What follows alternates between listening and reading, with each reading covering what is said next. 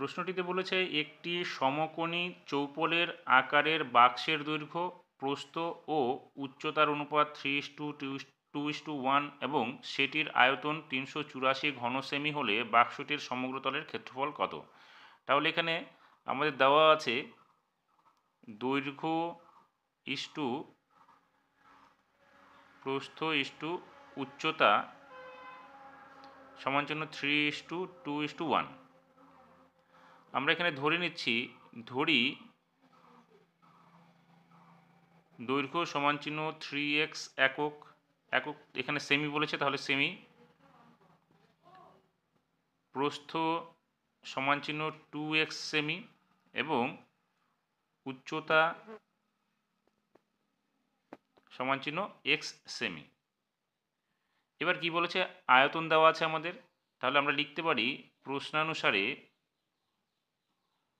প্রশ্নানুসারে আয়তনের সূত্র কি, দৈর্ঘ্য গুণ প্রস্থ গুণ উচ্চতা। তাহলে 3x into 2x into x equals to 384 বা 3 দুগুণে 6, তার মানে 6x কিউব ইকুয়ালস টু হচ্ছে 384 বা x কিউব ইকুয়ালস টু কী হবে, 6 দিয়ে এটাকে আমরা ভাগ করব, তাহলে 6 6 36, এখানে বাজবে 2, এখানে হচ্ছে 4 অর্থাৎ 24, 4 6 24, 64 হলো। বা এক্স কিউব কী হবে, এটা রুট হয়ে যাবে অর্থাৎ এখানে হবে 4, তাহলে এক্সের মানটা কত হবে, 4 হবে।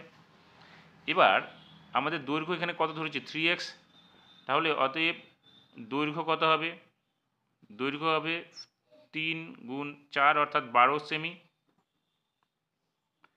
প্রস্থ কত হবে, প্রস্থ হবে 2 গুণ 4 অর্থাৎ 8 সেমি এবং উচ্চতা হবে আমাদের 4 সেমি। এখন আমাদের কি চেয়েছে, সমগ্র তলের ক্ষেত্রফল চেয়েছে, তাহলে অতএব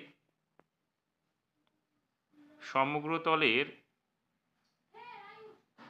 ক্ষেত্রফল কি সূত্র আছে, 2 গুণ দৈর্ঘ্য যোগ প্রস্থ, দৈর্ঘ্য গুণ প্রস্থ, তাহলে দৈর্ঘ্য গুণ প্রস্থ মানে হচ্ছে 12 গুণ 8 যোগ আমাদের হবে দৈর্ঘ্য গুণ উচ্চতা, তাহলে 12 গুণ 4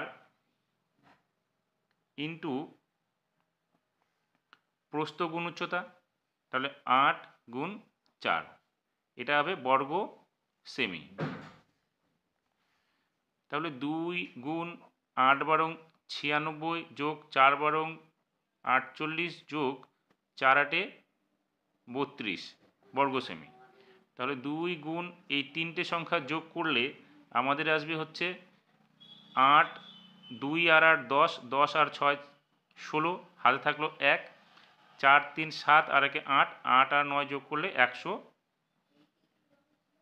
এখানে 6 হবে 176, 2 8 10 আর 6 16, 16 6 হাতে থাকবে 1, 4 3 7 7 আর হাতের 1 8 আর 9 হচ্ছে 17, তাহলে 176 বর্গ সেমি।